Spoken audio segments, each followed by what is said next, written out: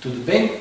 A gente começa a análise combinatória pelo chamado princípio multiplicativo, que é quando você multiplica a quantidade de elementos de cada grupo para obter o total de respostas possíveis usando um elemento de cada grupo, m vezes n. Mas vamos ver como um exemplo prático como é que eu faço isso. Uma pessoa com 3 camisas diferentes e 2 calças também diferentes pode se vestir de quantas formas usando uma camisa e uma calça? Bom, eu coloquei números pequenos para você ter a ideia. Imagina que a pessoa então tem 3 camisas diferentes e 2 calças diferentes. Se eu fizesse isso por uma propriedade chamada aditiva, distribuindo os valores, vejam, eu poderia tentar usar a primeira camisa com a segunda calça, que seriam 2 maneiras de se vestir, né? A primeira camisa eu poderia usar com qualquer uma das 2 calças, a segunda camisa também com qualquer uma das 2 calças e a terceira também com qualquer uma das calças. Então a primeira com 2 calças, 2 maneiras de se vestir. A segunda com as 2 calças, mais 2 maneiras de se vestir. A terceira com as 2 calças, mais 2 maneiras de se vestir, total 6 maneiras. Mas se for para números muito grandes, fazer essa distribuição fica complicado. Então, para calcular o número de maneiras possíveis de se vestir, basta multiplicar o número de elementos do primeiro grupo pelo número de elementos do segundo grupo. E nesse caso aqui vai dar quanto? 6. Então, nesse exemplo, existem 6 maneiras diferentes da pessoa se vestir. Vamos supor que ela tivesse 5 camisas e 4 calças. Então, eu teria que fazer a distribuição também. Cada camisa com 4 calças. Então, é muito mais fácil multiplicar 5 por 4, que dá 20. E eu já tenho aí o número total, o número final de maneiras que ela pode se vestir usando um elemento do primeiro grupo e um elemento do segundo grupo. Tá certo? Então, esse é o conceito, essa é a ideia do princípio multiplicativo, também conhecido como princípio fundamental da contagem, é a mesma coisa, tá? Princípio multiplicativo ou princípio fundamental da contagem. Tudo bem? Bom, vamos ver outro exemplo aqui. Quantos telefones em Ponta Grossa tem o prefixo 3224? Então, se você colocar aqui 3224, bom, um telefone fixo, né?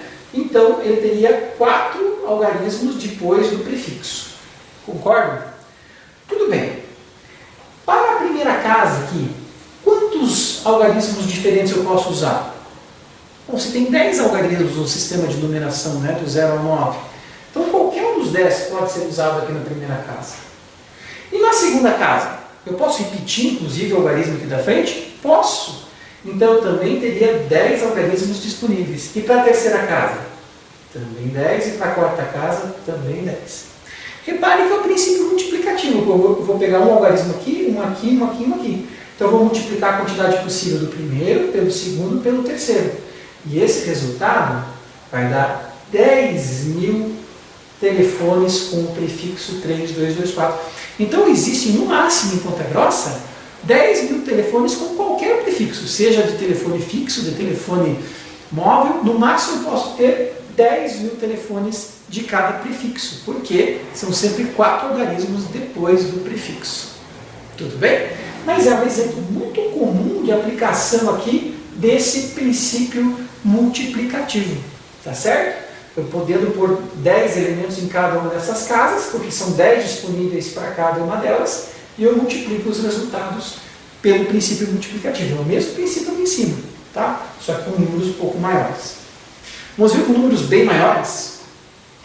No sistema de emplacamento de veículos do Brasil novo, né, atual, quantas placas a mais podem ser fabricadas em relação ao sistema anterior de placas? Como que era o sistema anterior de placas, você lembra? Né? A maioria dos carros ainda usa o sistema anterior, né? Você tinha, então, 3 letras e, na sequência, 4 algarismos, certo? Aqui é uma letra, aqui é uma letra, aqui é uma letra, aqui é um número, aqui é um número, aqui é um número, aqui é um número. Tudo bem? Bom, se a gente falar no Brasil como um todo, quantas letras disponíveis eu posso usar na primeira casa? Você falaria 26, professor, são 26 letras no alfabeto? Exatamente. E na segunda casa também seria 26 e na terceira casa também 26. Claro que é regionalizado, né? Tipo, Paraná era A e B antigamente, São Paulo C e D, mas no Brasil como um todo eu poderia usar 26, qualquer uma das 26 letras na primeira casa, na segunda e na terceira. Já na quarta casa é algarismos, então não tenho 26 algarismos, eu tenho 10 algarismos, né? 10 vezes 10 vezes 10 vezes 10. Então, fazendo essa multiplicação, o resultado dá 175 milhões, vou colocar o pontinho para não confundir com multiplicação, 760 mil placas. Esse é o número máximo possível de placas no Brasil, no sistema antigo de emplacamentos. Mas aí, a partir do ano passado, mudou, né? As placas continuaram tendo 7 símbolos, tá? 7 símbolos. Aqui continua sendo uma letra, aqui também, aqui também. Aqui continua sendo um algarismo, 10. Só que essa segunda casa, em vez de ser mais um algarismo, passou a ser uma letra. Então aqui é 26 de novo. Aqui volta a ser algarismo e aqui também. Então agora eu tenho 4 letras, sendo que uma letra vem depois do primeiro algarismo. Então eu tenho 3 letras aqui em cima, um algarismo, uma letra e mais 2 algarismos. Beleza? Se você fizer essa multiplicação, o resultado, isso aqui vai dar 456 milhões 976 mil placas. Então veja, mudando um algarismo para uma letra, aqui ó, um algarismo para uma letra, quantas placas a mais eu posso fabricar? Se você subtrair esse valor do de cima, o resultado aqui vai ser 280 milhões 216 mil placas a mais. Então, no novo sistema de emplacamento de veículos no Brasil, eu posso ter 281 milhões 216 mil placas a mais. Esse é um exemplo clássico de vestibular, também pode aparecer no Enem, usando apenas o princípio multiplicativo. Então, você tem 7 casas, né? Aí, letras e algarismos. Quantos elementos disponíveis para a primeira casa, para a segunda, para a terceira, para a quarta, para a quinta, para a sexta, certo? E aí você multiplica os resultados usando esse mesmo princípio aqui do começo, que foi bem básico, né? Mas é o mesmo princípio multiplicativo para esses tipos de exercícios comuns em vestibulares. Tem mais um detalhe. Às vezes ele criar uma senha de um banco com 4 dígitos, mas não pode repetir os algarismos. Então você tem 10 algarismos disponíveis para a primeira casa, mas para a segunda você já não tem mais 10, você tem 9, porque aquele que foi utilizado na primeira casa não pode ser utilizado na segunda, e assim por diante, né? Então tem que tomar cuidado na leitura do enunciado, se pode ou não repetir os elementos.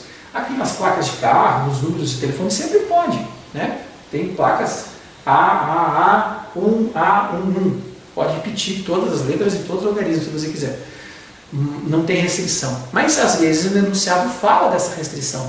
E aí então aquele elemento que você usou numa das casas, você já não pode usar na casa anterior. Na próxima casa, aliás. Tudo bem? Beleza? Não é tão difícil, né? Vamos falar agora um pouquinho da questão do fatorial. O que é o fatorial de um número?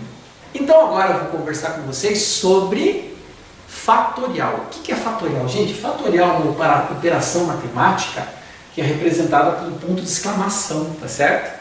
E é uma operação que só envolve os números naturais, não existe fatorial de número negativo, fracionário, de número irracional, só existe fatorial de número natural, ou seja, número inteiro e positivo, tá certo?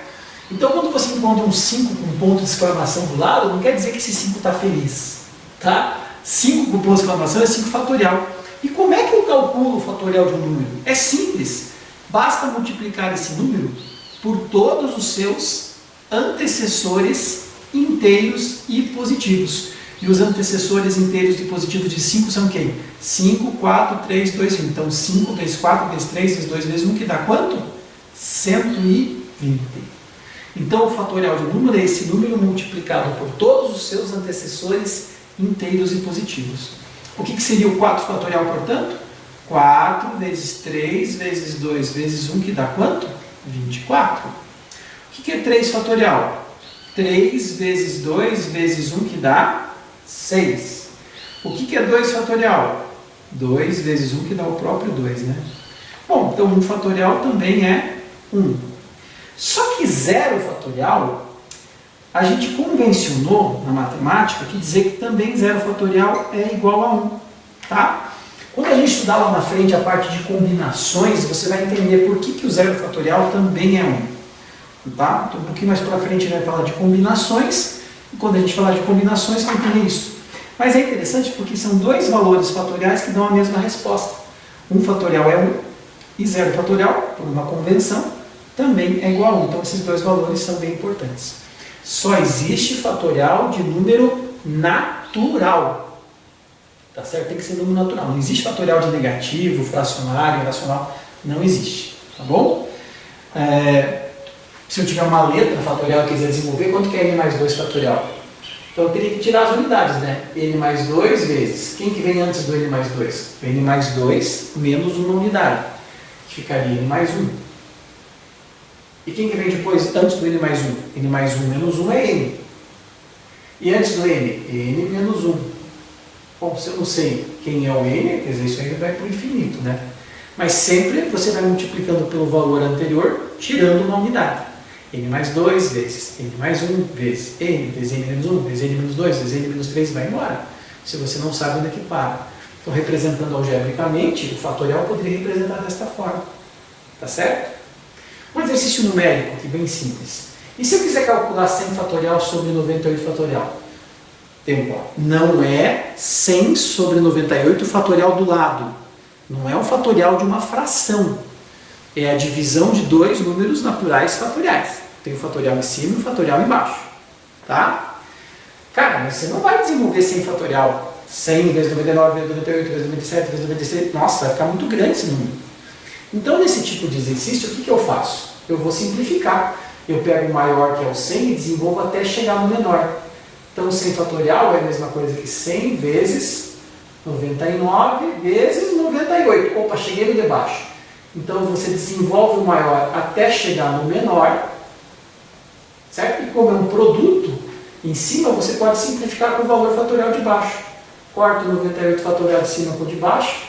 E 100 vezes 99 vai dar 9.900. Tudo bem?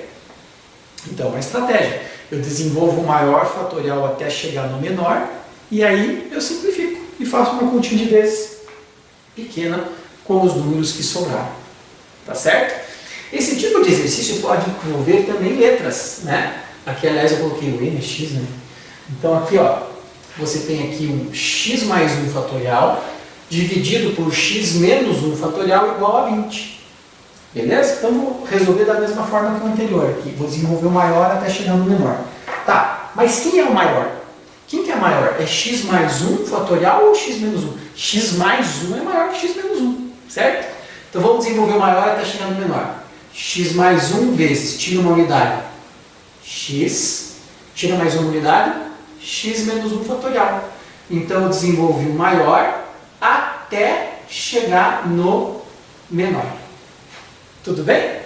E agora? Agora eu posso simplesmente cortar fora esse x menos 1 fatorial de cima com o de baixo. Ó. E x vezes x é x ao quadrado. X vezes 1 é x. Jogando 20 para o primeiro membro, fica menos 20 igual a zero, que dá uma equação do segundo grau. E quais são os números que somados dão menos 1? Não esqueça que a soma é esse valor com sinal trocado. E que multiplicados dão menos 20. Quem são esses dois números? 5, menos 5 e 4, né? Menos 5 vezes 4 é menos 20, e menos 5 mais 4 é menos 1. Porém, o menos 5 não serve. Por quê? Porque eu não posso colocar o menos 5 aqui. Não existe um fatorial de número negativo, certo? Então, a solução seria que o x é apenas igual a 4. É a única solução possível para esse exercício, que o x seja igual a 4. Tudo bem? Então, exercícios de fatorial são muito comuns também. E a gente vai usar o fatorial para estudar os arranjos, as combinações, as permutações, que serão os assuntos das próximas aulas envolvendo análise combinatória. Então, hoje a gente viu o princípio multiplicativo, que é muito importante, e vimos também a questão do fatorial, que é um outro assunto muito importante. Tá certo? Então, estude e tente fazer os exercícios da apostila, depois eu posto o resultado das atividades para vocês ali. Tente fazer testes, se tiverem dúvidas podem perguntar no mural do Classroom, que a gente vai colocando para vocês as respostas. Tá bom, gente? Bons estudos e até a próxima!